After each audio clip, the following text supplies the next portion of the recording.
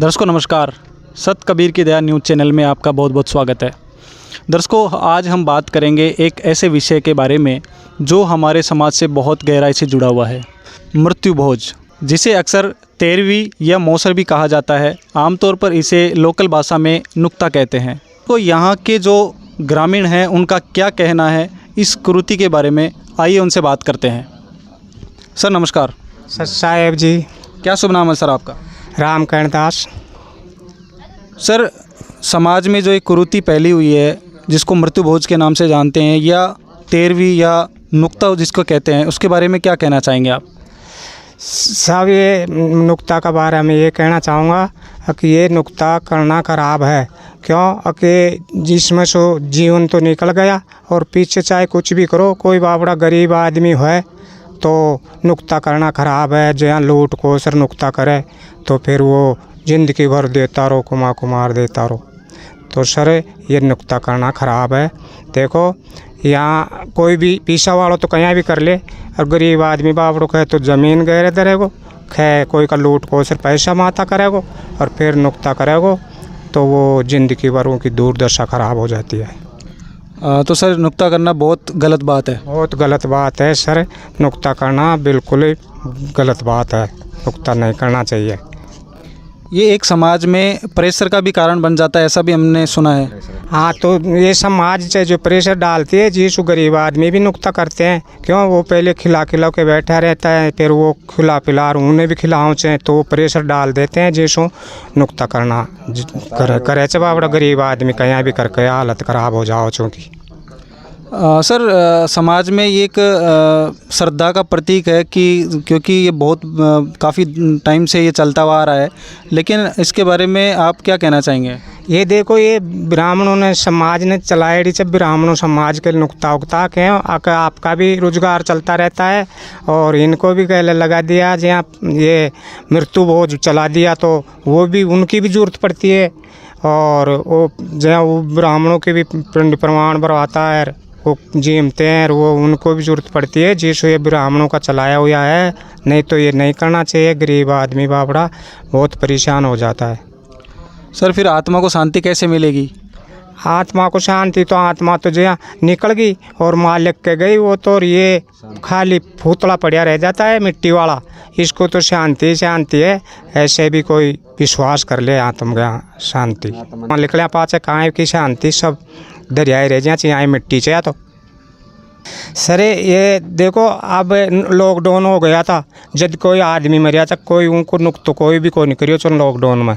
क्यों, अक्सर सरकार को भी दबाव चो, कोई कर ले तो पकड़े जा, और आदमी बेड़ा को नहीं होगा दे चा। अब एक कोई भी जानवर मर गो, गाय ढांडो ढोर कुछ भी मर गो, तो उनका नुक्ता कौन कर सके? वह भी मिट्टी पड़ी ही रहे, उनको कोई नुक्तो कोई को नहीं करे। तो ये तो मानुष की अपनी भूल है, जो अपने मरने के बाद में काहे करो, काहे मत करो। वो कोई देख ब थोड़ी आओ, वो तो निकल गया। सर, आधुनिक तौर पर हम जो मृत्यु भोज है उसके अलावा क्या कर सकते हैं? सर, मृत्यु भोज से अलावा हम गरीब आदमी की सेवा करते हैं। बच्चों को पढ़ाई के पैसे भी दे सकते हैं, फीस भी दे सकते हैं, किताबें भी दिलवा सकते हैं।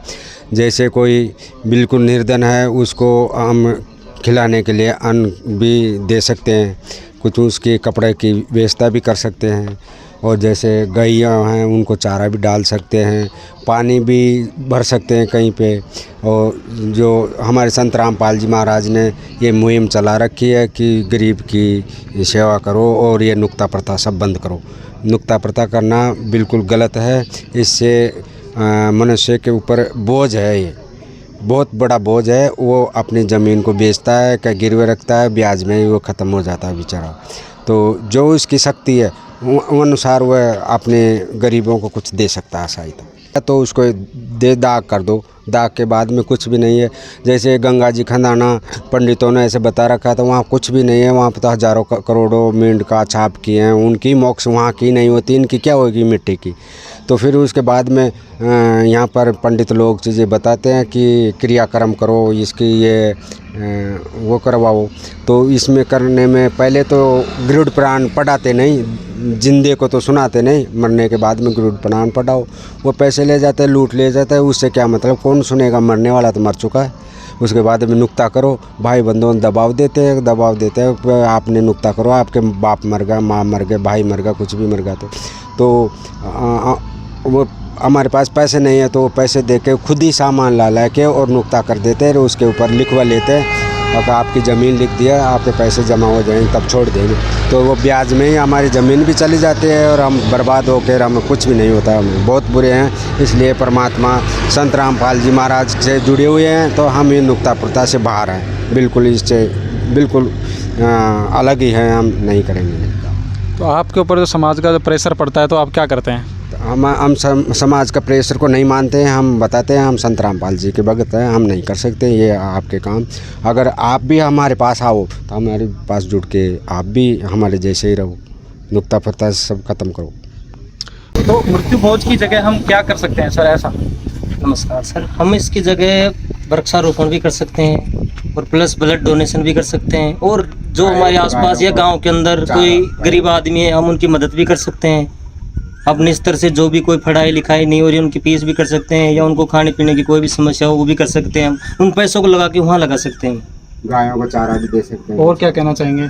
मैं यही कहना चाहूँगा, एक नुक्ता बहुत कुप्रथा ये जबरदस्ती लाद दी गई हमारे ऊपर, ब्राह्मणों का द्वारा चलाया हुआ पाखंड है ये, जो हम इसको गरीब आदमी इसके नीचे दब रहे हैं। पैसे वाले देखो आज बहुत बड़े बड़े कार्यक्रम कर रहे हैं, नुक्तों के अंदर भी बहुत बढ़िया बढ़िया रसोई बनाते हैं, बर्फी, लाडू, रसगुल्ला, गुलाब जामुन भी तक भी बना रहे हैं, बढ़िया बढ़िया टेंट लगा रहे हैं लाखों रुपए के। अब उसको दिखावा हो रहा है, अब उसके अंदर गरीब आदमी पिस के रह जाते हैं। अब गरीब आदमी बेचारे कर्जा करके लाता है और सारी उम्र उनको फिर ब्याज वाले खा जाते हैं, उनको लूट लूट के वो उनको गरीब आदमी दबता रहता है, वो दबता ही चला जाता है। इसलिए ये नुक्ता एक कुप्रथा है, ये बंद होनी चाहिए। मान लो हमारे परिवार के अंदर कोई भी जवान मृत्यु हो जाती है और फिर हम उसका बारे में खुशी मना रहे हैं, खुशी मनाना ही हो गया, वो लड्डू बना रहे हैं, बर्फी बना रहे हैं और 1000-500 आदमियों को नुक्ता जिमा रहे हैं। हम बताओ, हमें दुख होना चाहिए। हमारे परिवार का जो आदमी हमारे साथ रहा 10-15 साल, वो हमारे साथ रहा और वो हमसे बिछड़ रहा है और उसके वजह हम खुशी मना रहे हैं। तो हमारे गुरु जी संत रामपाल जी बताते हैं, अगर देही पड़ी तो क्या हुआ, झूठी सभी पटीट, और पक्षी उड़या आकाश को चलते कर गया बीट। मैं शरीर के अंदर हमारी आत्मा है, जीव है, वो बहुत कीमती है, वो तो चला जाता है, वो जाने कहाँ चला गया और हम पीछे से पाखंड कर रहे हैं।